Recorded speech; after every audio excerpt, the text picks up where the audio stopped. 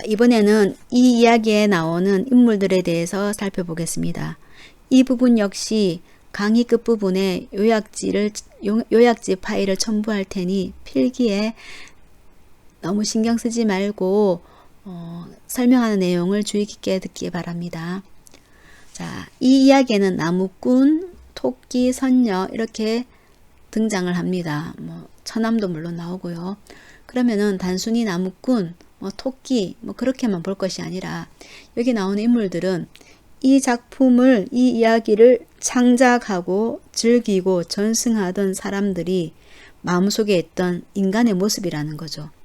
여기 나오는 인물들 통해서 인간의 어떤 모습을 그려내고자 했는가, 거기에 대해서 살펴보겠습니다. 먼저 나무꾼 보겠습니다. 나무꾼, 자, 첫 번째, 자신의 욕망을 채우기 위해 부도덕한 방법을 사용한다. 선녀와 결혼하기 위해서, 혼인하기 위해서 선녀의 허리띠를 빼앗고 돌려주지 않죠. 물론 토끼가 가르쳐 준 거긴 하지만요. 그러니까는 자신의 욕망을 채우기 위해 부도덕한 방법을 사용하는 어떤 인간의 모습을 이런 식으로 그려낸 거라고 볼 수 있겠죠. 두 번째, 자신의 가족과 만나려고 하는 욕망이 드러난다. 인간이 너무나 당연하고 보편적인 욕망이라고 할 수 있습니다. 그런 것이 이런 식으로 이제 가족들을 만나려고 천상으로 올라가는 그런 걸로 그려지고 있는 것 같고요. 세 번째, 스스로 문제를 해결할 수 있는 능력이 부족한 어떤 인간의 모습. 그 다음 네 번째, 고향을 매우 그리워하는 인간의 모습. 역시 너무나 당연한 인간의 어떤 보편적인 욕망이라고 할 수 있겠죠. 그 다음 다섯 번째, 어떤 어리석은 인간의 모습. 그러니까 금기를 어겨선 안 됐는데도 불구하고 또 기어코 또 어깁니다. 그죠? 그런 어떤 어리석은 인간의 모습이 이런 식으로 나무꾼을 통해서 그려지고 있는 것 같고요. 그 다음에 본능적으로 행동하고 호기심이 많은 인간이 이제 나무꾼의 모습을 통해서 보여지고 있습니다.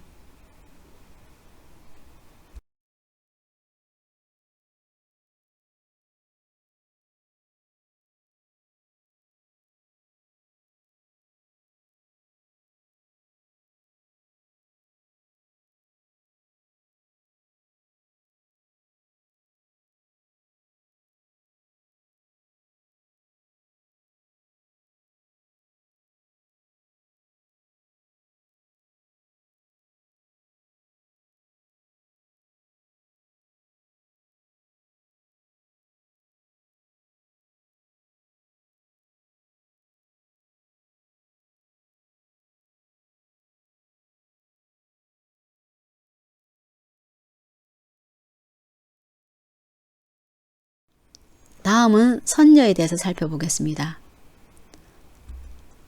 선녀는 지상계에서 이제 아들 낳고 적응하며 살았으나 한편으론 고향을 매우 그리워하죠.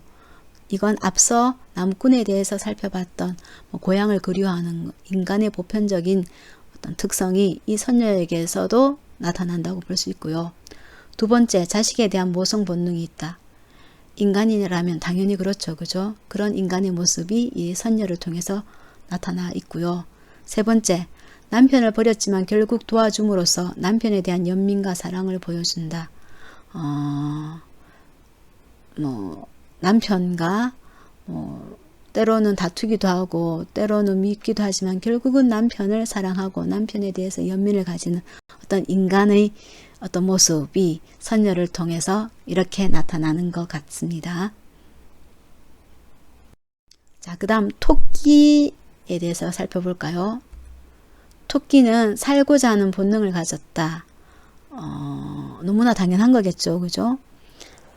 포수에게 쫓길 때 나무꾼으로 하여금 좀 살려달라고 하죠. 그죠? 자, 요 갈로에 있는 부분 볼까요? 자신의 목숨을 위해 때로는 다른 사람을 공경에 빠뜨리기도 한다. 자기를 살려달라고 했지만은 잘못하면은 일이 잘못되면은 나무꾼이 공경에 빠질 수도 있죠. 그죠? 살고자 하는 본능은 인간의 당연한 본능이라고 할 수 있습니다. 근데 때로는 자기로 인해 다른 사람이 공경에 빠지기도 있는데 그런 것이 이 토끼를 통해 드러났다고 볼 수 있고요. 그 다음에 두 번째, 토끼는 인정이 있다. 나무꾼을 도와준다. 또 인정이 있고 누군가를 도와주고 은혜를 갚는 그런 사람들이 많죠. 그죠? 그런 사람들의 모습은 토끼를 통해서 드러난다고 볼 수 있습니다.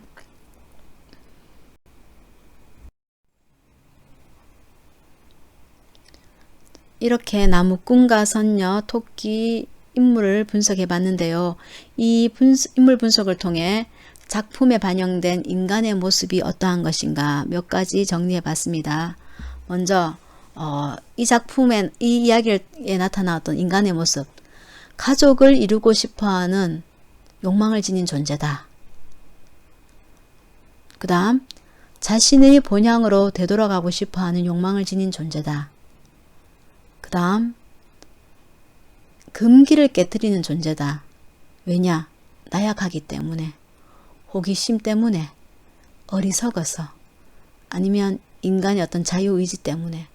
아무튼 그 인간은 이런 것들로 인해 금기를 깨뜨리는 존재다.